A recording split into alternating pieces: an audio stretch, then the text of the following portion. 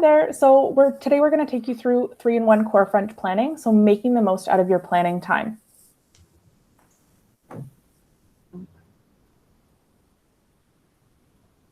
So the goal of this presentation is to really focus on the big ideas of the overall expectations. And so what we've done is we've broken down the curriculum into the 4 listening, speaking, reading, and writing, and really teased out some of those big ideas that are present in each of the different divisions. These come from the document for elementary learning adaptations. If you'd like to see more information, please click on the link in the title there. So one of the goals for Program and Learning this year was to create a scope and sequence for our educators. And some things that we wanted to just share with you that we kept in mind while we were creating the scope and sequence as FSL coaches was, number one, FSL curriculum was heavily looked at. So we were looking at the expectations, the examples, teacher prompts, and instructional tips that were found in there. We also cross-reference with our CFR continuum, which is also what our FSL curriculum is based on. We looked for considerations for cross-curricular opportunities, and that you will see in the long-range plan page of the document, where you can also see what the other subjects are doing for specific months, and we tried to keep our themes in line with those. Across the board, board-wide, we wanted to keep social emotional well-being for September and October a theme. We wanted to find culturally responsive resources, and that meant great consultation with our Indigenous arts and ELL instructional coaches. We based our planning on action-oriented tasks, which are authentic tasks with a goal requiring social interaction. And we do have some pre-recorded presentations that talk specifically about that. And we've also looked at considerations for iterative themes. That means that these themes are recurring throughout grade 1 to 8, but are revisited on a more complex level. So when you open up the scope and sequence link, which you can find on the top of this slide over here, it will bring you to a document such as this. And we just wanted to show you what went into creating it in this fashion. So at the very top for each grade, you will see that we have our guiding questions, which again were heavily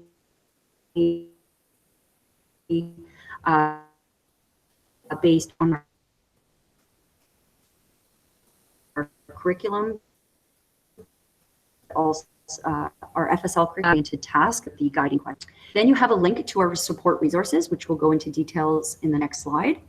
We also included themes, and so these are maybe just some starting points for understanding what kind of vocabulary and sentence structures and understandings would the students need to be able to interact in this learning cycle. We looked at what kind of skills the students would need to develop in communication to be able to be social actors. And then at the very bottom, we looked at what form of communication we're focusing on. And this is very important too, as you look from grade 1 to 8, because you could really see the progression and complexity from grade to grade. Then when you click on the support resource, so that's this link right over here, it will take you to a page that looks like this for each grade. So up at the top, we created icons that give you some opportunities to make some links to other curricular areas. To start this year, we've only looked at it through the getting to know your learner activities that we listed here. But as the year progresses, we're going to be looking at how we can incorporate it more into the document.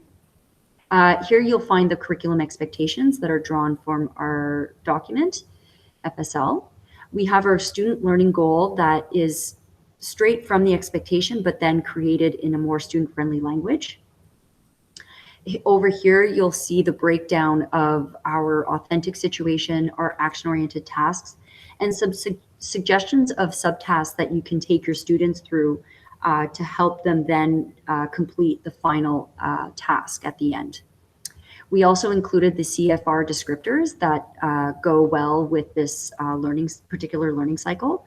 And these are very helpful, certainly if you are creating, starting to build and continue to build language portfolios with your students, which will inform their next steps. Then we've included 2 activities that you may want to use with your students just to kind of get to know their needs and their interests with regards to the expectations for this particular learning cycle. Then we have considerations for differentiation, technological enhancements.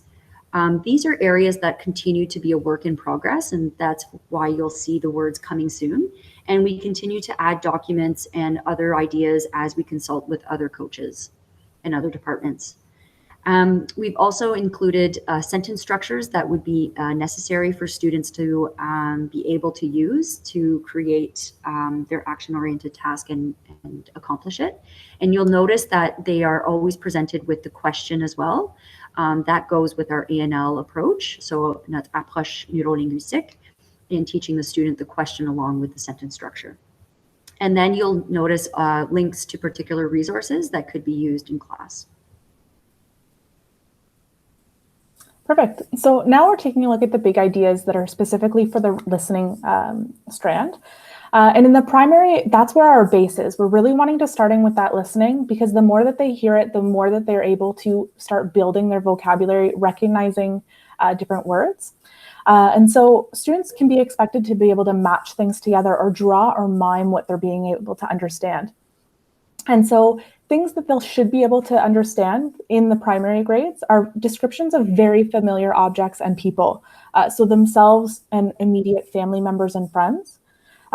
They should be able to understand when someone is asking their preference, and then very basic phrases concerning myself. So greetings, asking how they are, etc. When we're getting into the junior grades, we're getting more into the A1, A2 level. And that's when they're able to follow directions, understand a little bit more complex, but still simple descriptions, sequences of events. They're able to listen to something and drawing out the most important ideas.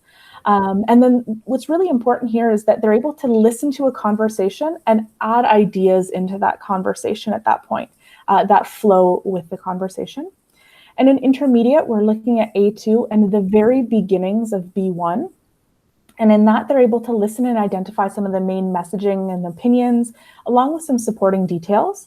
And there we're getting more reaction to ideas in conversations, where they're able to add opinions to their information or to what they've heard, and then confirm, modify, or add to a conversation in that sense.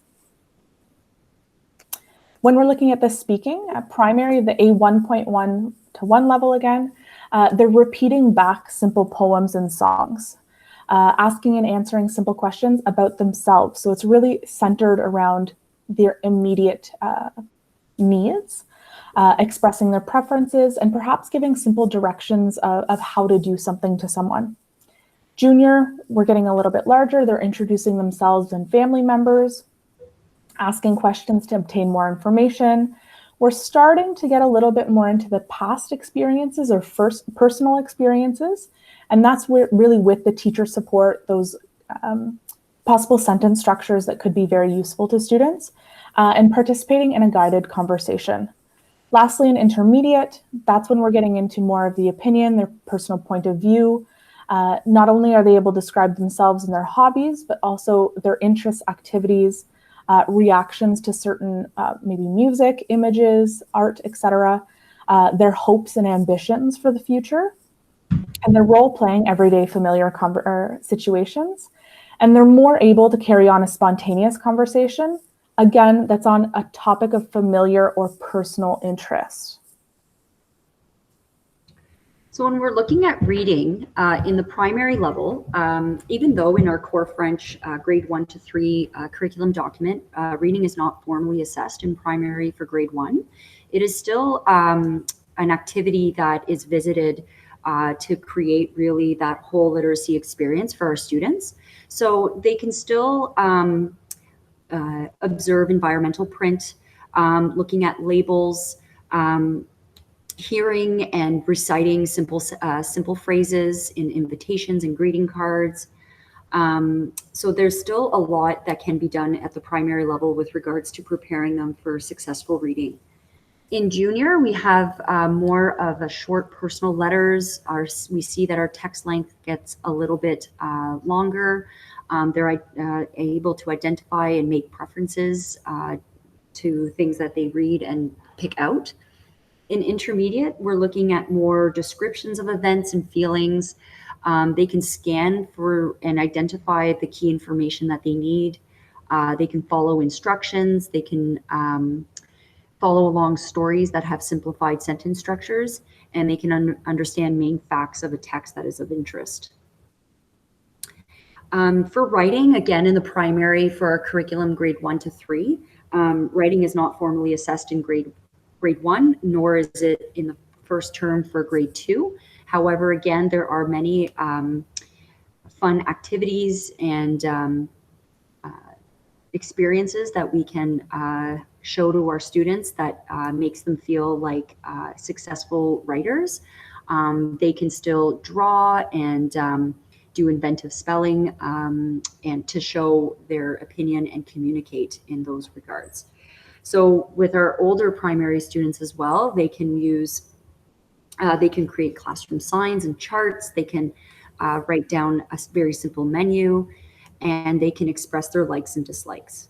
For junior students, they are getting into more complete sentences. They can write very short email messages, more detailed menus, sequential charts, questions in list format. Then we get into our intermediate students that are creating more connected text, which means multiple paragraphs. They can write a personal correspondence that describes experience and impressions, more elaborate invitations, poems and songs, and descriptive articles.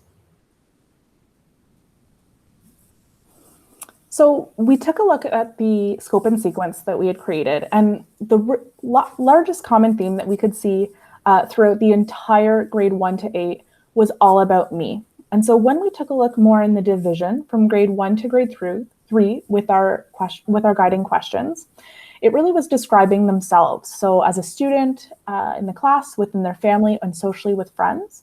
In junior, they're getting a little bit more complex, where they're describing themselves in relation to others. So routines, again, socially with friends, and then a little bit of the past there. And then in intermediate, they're describing themselves and their history.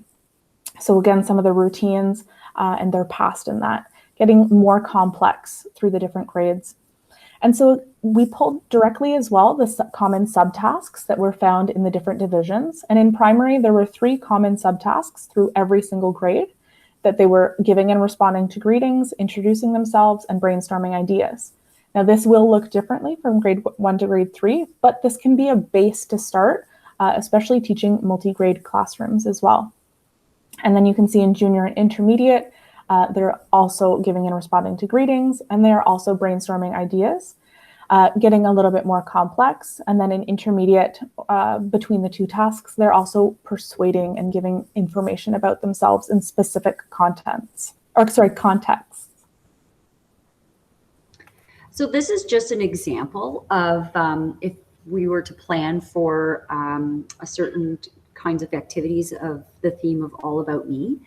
So you can see here that we've only just picked out a few of the skills that there are. We still have some interactive skills here that are not shown on this chart, but it's just to give you an idea of what the varying skills could look like from division to division. So in the primary, if we're looking at some listening activities, they could be using songs and simple nursery rhymes or short poems to look at physical attributes and being able to describe themselves, such as their age and their name. In the junior, they'd be listening to more simple and short videos and looking at who they are with regards to where they live and their hobbies and their routines. Then in the intermediate, they could be looking at more of like a personal narrative of someone describing their family history. So where they are from, their cultural background, and their traditions. When we're looking at if they were to create oral production, they could be looking at, for primary, answering simple questions about themselves, Junior, they're doing a short description. And intermediate, they're telling an entire story.